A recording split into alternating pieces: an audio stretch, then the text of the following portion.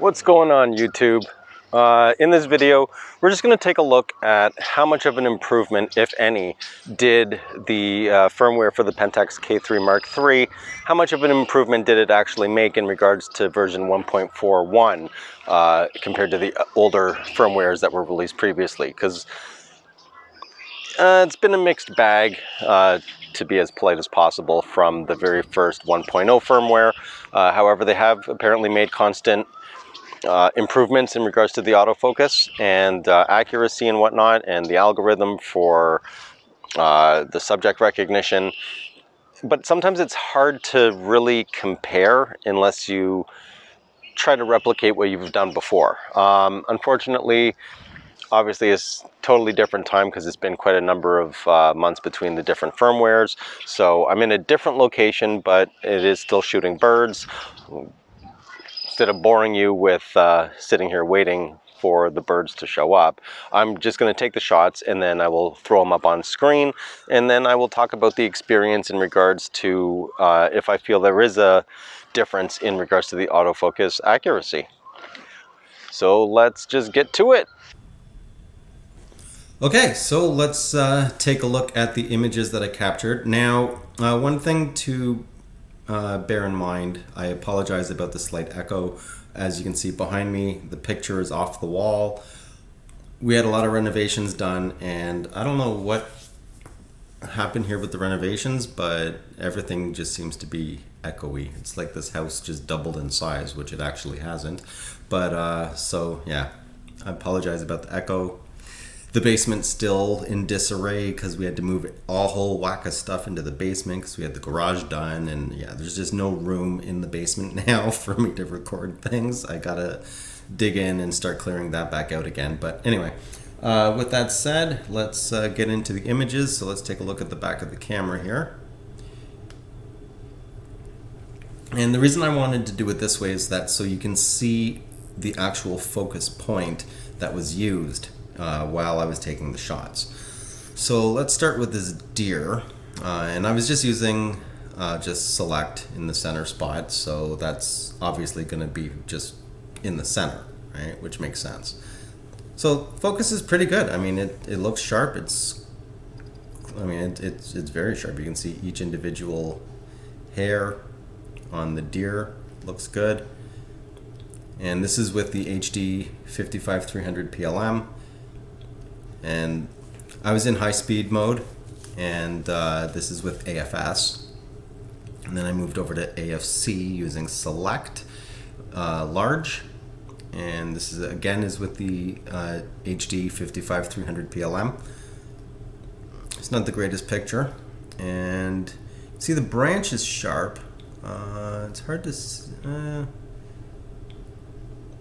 yeah, maybe slightly off in focus. Very, very, very slightly.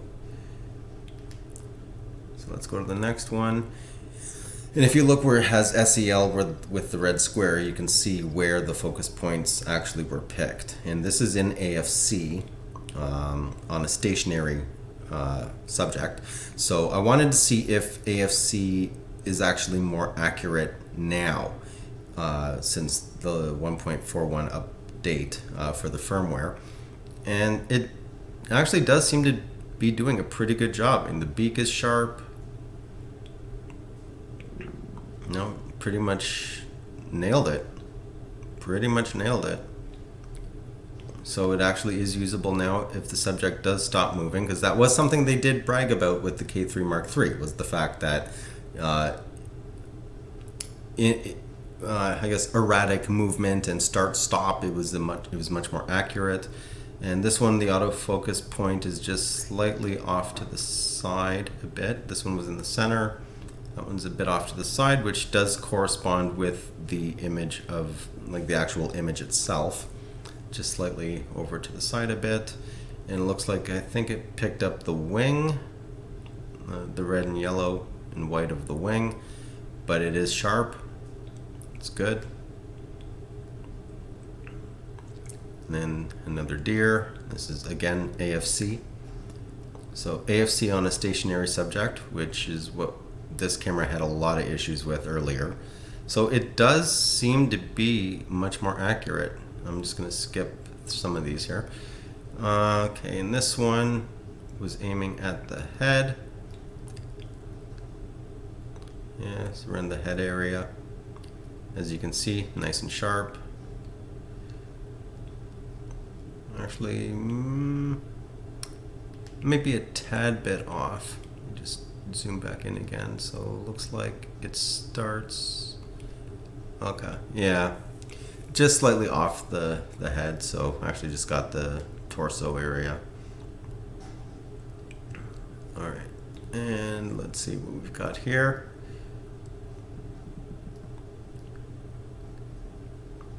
Yeah, it's pretty sharp. Looks good.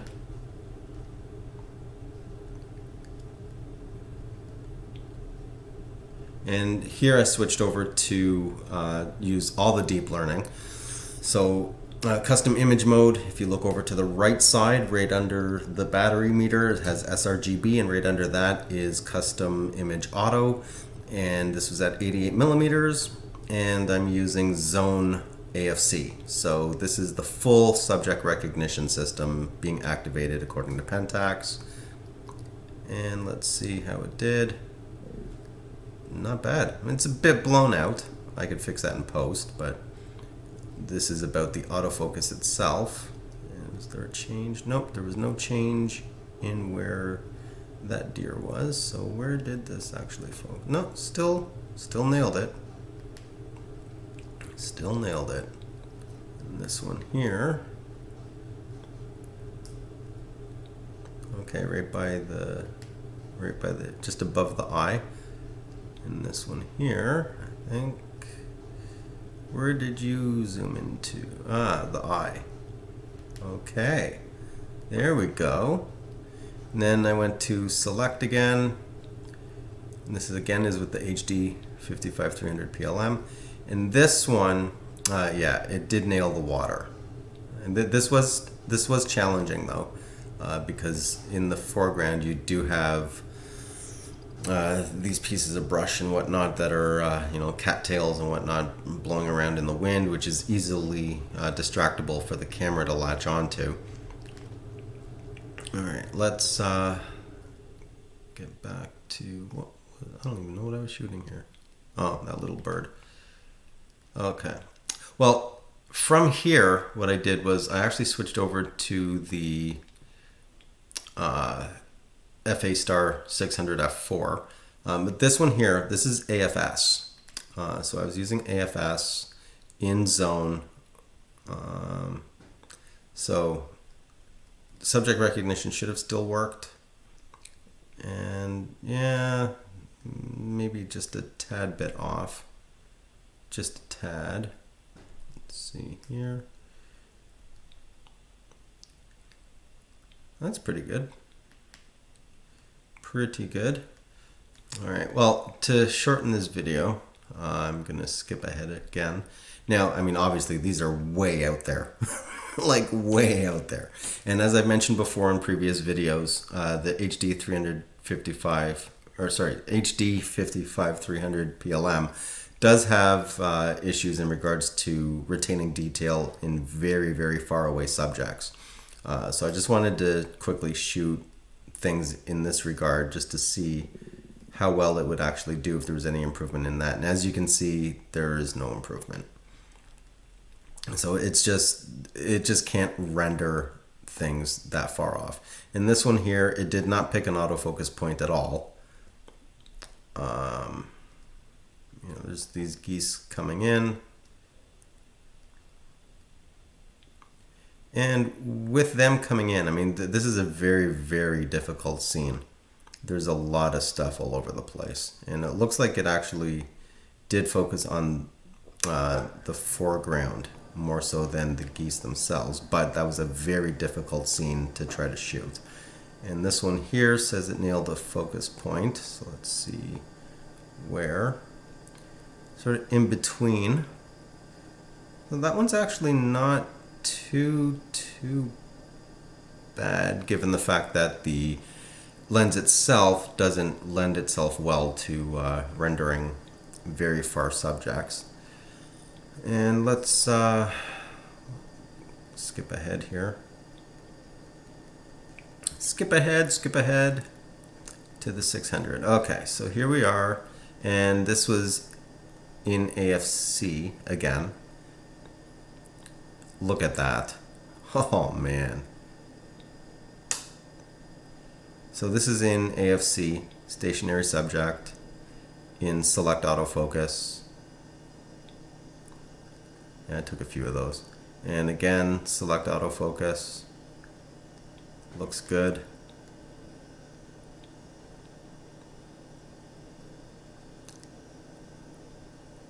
It looks angry. Yeah, so to me on the surface, it does seem that the accuracy overall, from tracking to using AFC on stationary subjects, it does still actually nail focus. I was actually very impressed, especially with the 600 f4. And here I switched over back to zone. So I'm using the full capabilities of the deep learning and the subject recognition and all that stuff. And it did do a pretty good job. Now keep in mind, with the 600 f4, the depth of field is razor thin. If you're off by a millimeter, it'll be out of focus, the end. But it did actually do a pretty good job, even when it doesn't show that it picked an autofocus point. And I'm guessing the reason that happens is the gaps, the black squares. It's probably a focus point that would have been somewhere along those lines, and it's just not able to pick a specific autofocus point. Instead of it doing what it does in AFS, where it'll pick multiple autofocus points, AFC seems to be very targeted. It's each autofocus point itself. So if it falls in between those spots, sort of falls into the holes, it just won't pick anything, even if it is in focus. So the eye seemed to be in focus on that one, but the beak was a bit out. And this one, yeah, the beak is just slightly out. Like, this is what I mean. The depth of field is absolutely razor thin on this lens. Absolutely razor thin. Okay, and then I switched back to AFS. And that one is a tad bit off. And that could have just been me. I was using the lens handheld, which is not ideal. But I really wanted to stress test this, so I figured, hey, how else should I stress test this thing? Just go all out. So you can see the beak is slightly off, but the eye seems okay, and the neck, like, there's a lot of detail. So once again, it's the depth of field is just crazy thin. Yeah, but I mean, other than that, in here again, it's showing it didn't pick an autofocus point. And it's just barely off. Just barely. And this one's showing that it did pick an autofocus point right at its back. And the beak and the eye are a tad bit off, which with the depth of field is pretty much expected. Let's see this one. There we go. That's not bad. So overall, yes, version 1.41 for the firmware actually has done a very good job of autofocus accuracy. In regards to the tracking, I did find that the tracking itself has been improved slightly. I wouldn't go as far as saying like it's a drastic improvement at all, but it has been improved. I do notice that it does latch on, and it pretty much stays latched on. And so it looks like the 1.41 version of the firmware, they're finally starting to get this thing to come around and accurately nail focus. It is improved. It is improved, at least from what I've seen. Because, I mean, normally I would not be able to get shots like this using AFC with zone and just rely on it to actually shoot and get what I want. And that was, always a struggle. And it seems to be drastically improved, so I'm very happy about that. All right, there you have it. 1.41 firmware, better OVF, autofocus accuracy is how they coined it. And from my testing, especially with the 600 f4, it really is nailing focus a lot better than it did before. You can practically put the camera on just auto and just let it do its thing, and it actually does work. I'm actually pretty impressed. So yeah, that's pretty much it for this video. If you like the video, leave a like. If you haven't already, please do subscribe. Helps me out. Again, sorry about the echo. It's annoying.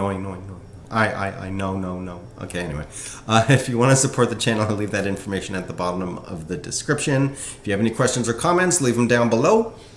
That's it. You'll see me on my next video. I'm out.